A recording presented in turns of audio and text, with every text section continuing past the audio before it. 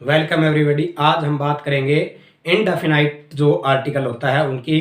तो इससे पहली वीडियो में हमने डेफिनाइट आर्टिकल जो दी था उसके बारे में हमने पढ़ा था। आज हम ए और एन के बारे में पढ़ेंगे।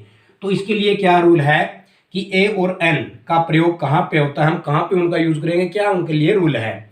तो किसी भी जो सेंटेंस है उसके अंदर अगर सिंगुलर जो नाउन है, काउंटेबल नाउन है, singular countable noun, countable noun से पहले इसका यूज होता है। यानी क्या है कि इन किसी सेंटेंस में जो है बिफोर सिंगुलर काउंटेबल नाउन से पहले इसका प्रयोग होगा। इफ ये नाउन जो है वो रिलेशन रखता है किसी भी पर्सन से, किसी एनिमल से या अन्य किसी थिंग से। तो क्या है कि यदि वह जो है किसी पर्सन से या एनिमल से या किसी अन्य थिंग से रिलेशनशिप रखता हो, ठीक है, से रिलेशन रखता हो। जैसे कि क्या है, एग्जाम्पल के तौर पे मैं आपको बताऊं तो एग्जाम्पल इसका हो गया he is an honest man. ठीक है, पहला ये हो गया। दूसरा है N elephant is a big animal. यहां पे देखिए, आप ध्यान से देखिए, मैंने ए का भी प्रयोग किया है और एन का भी और ए का दोनों का प्रयोग किया है। ए और एन क्या होते हैं, इनडेफिनाइट डेफिनाइट जो है आर्टिकल होते हैं। तो इनडेफिनाइट आर्टिकल ए और एन का प्रयोग हमने कैसे किया है कि ये देखिए, यहां पे सिंगुलर काउंटेबल नाउन हो गई, इससे पहले हमने यूज कर दिया।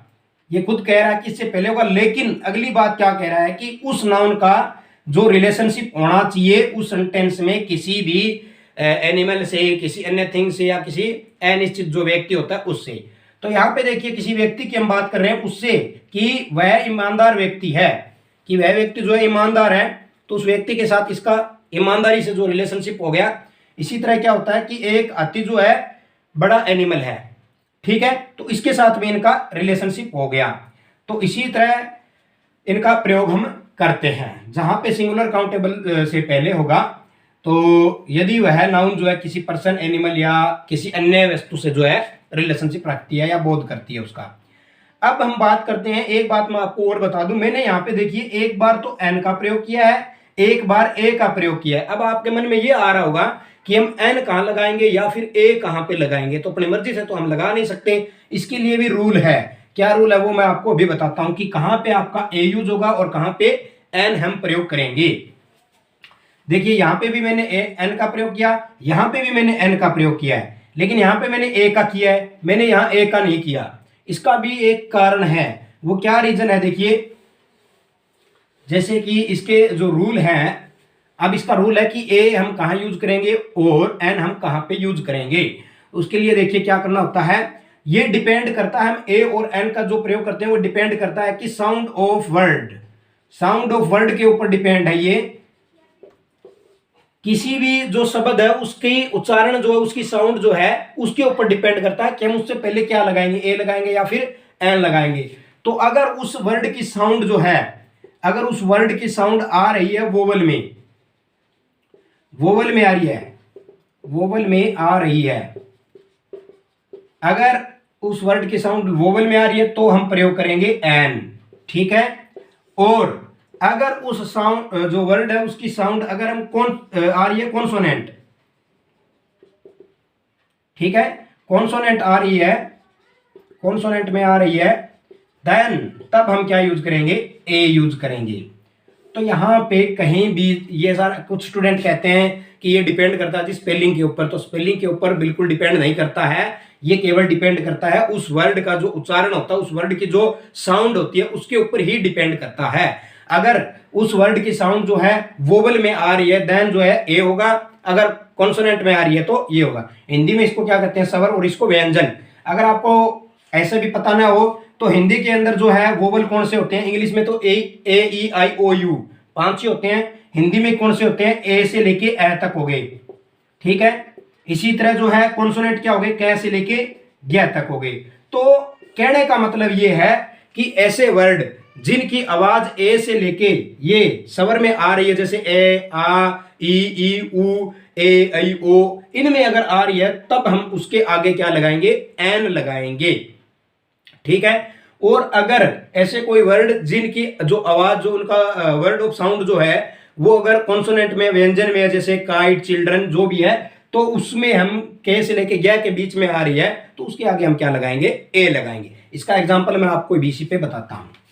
तो ये आप ध्यान रखना, जैसे कि मैंने लिख दिया ऑनेस्ट, यहां पे एक बात ध्यान रखना, एच साइलेंट है, होनेस्ट नहीं बोलोगे आप, क्या बोलोगे, ओनेस्ट। ओनेस्ट ऐसे बोला आपने, ओनेस्ट।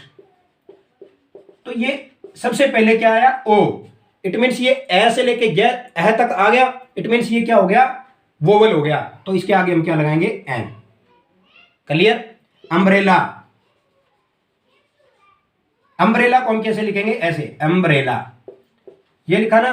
तो सबसे पहला वर्ड क्या हो गया, ए, जो कि क्या है, शुरुआत में ये ए से लेके ए तक आता है, तो इट मीन्स ये भी क्या हो गया, सवरी हो गया, इट मीन्स ये वोवल हो गया। इसके आगे भी हम क्या लगाएंगे, N. Clear.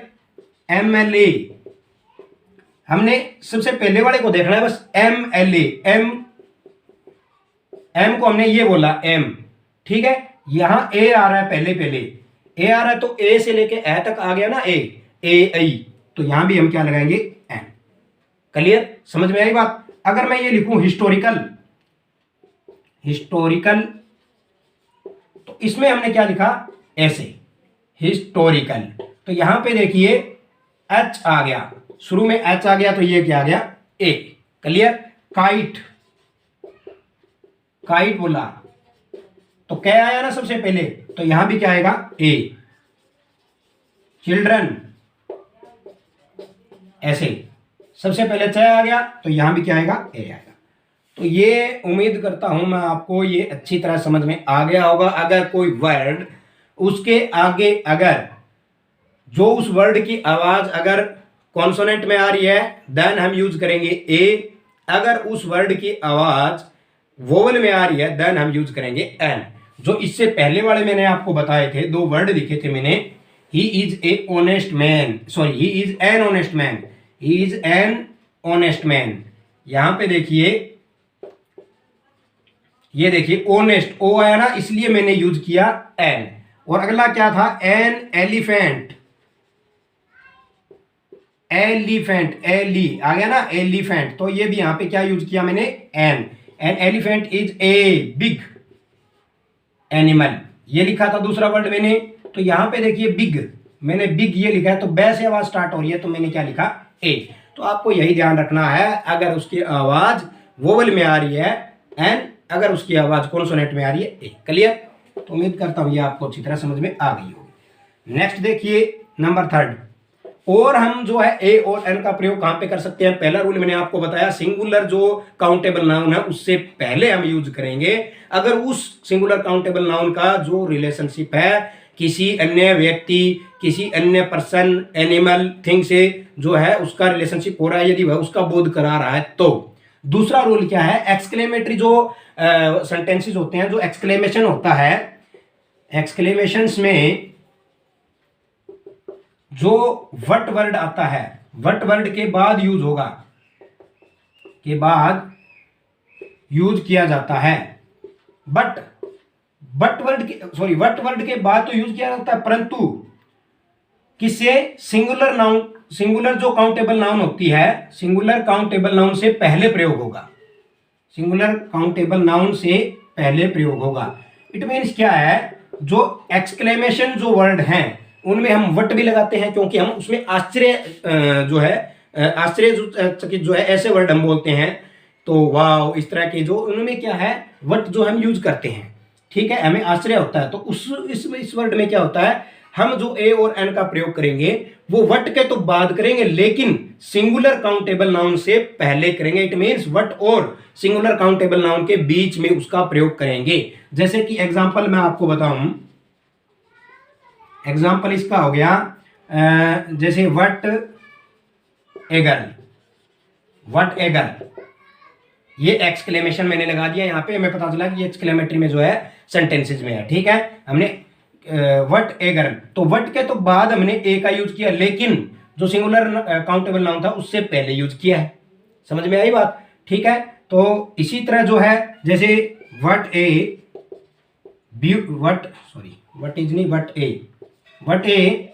Beautiful scene, what a beautiful scene.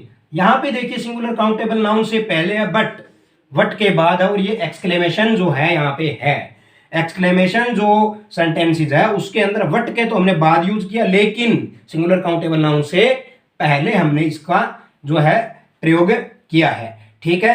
तो इसी तरह एक और ले लेते हैं, वट एन इंटरेस्टेड, एक एन का भी बता देता हूं आपको, सॉरी इंटरेस्टेड या स्टोरी, इंटरेस्टिंग स्टोरी कर सकते हो आप। What an interesting story. यहां पे देखिए वट के बाद आया है एन का प्रयोग, और इंटरेस्टिंग जो सिंगुलर काउंटेबल नाउन है उससे पहले, लेकिन यहां पे मैंने ए का प्रयोग किया क्योंकि गर्ल जी आया ना, तो वो क्या हो गया, मैंने भी रूल बताया था कॉन्सोनेंट। इसी तरह ब्यूटीफुल में बे आया, वो भी कॉन्सोनेंट, लेकिन यहाँ पे इंटरेस्टिंग ई से शुरू हुआ तो वो क्या हो गया वोवल, उससे पहले मैंने क्या लगाया, एन लगाया। तो ये आपको ध्यान रखना है, ए और एन का प्रयोग जो है आप कैसे कर सकते हैं, इसके लिए रूल क्या है। एक दो रूल और है जो मैं इस वीडियो की डिस्क्रिप्शन में डाल देता हूं ताकि आपको आसानी से याद कर सके आप। तो उम्मीद करता हूं ये आपको अच्छी तरह से समझ में आया होगा। नेक्स्ट वीडियो में मैं आपको प्रीपोजिशन से संबंधित किस तरह के जो है आप उनको याद कर सकते हैं, आप उनको हल कर सकते हैं, क्या उनके रूल होते हैं लगाने के, वो मैं आपको समझाऊंगा। उम्मीद करता हूँ ये वीडियो आपको अच्छी लगी होगी। अगर ये पसंद आई हो तो इसे लाइक करें। Thank you so much.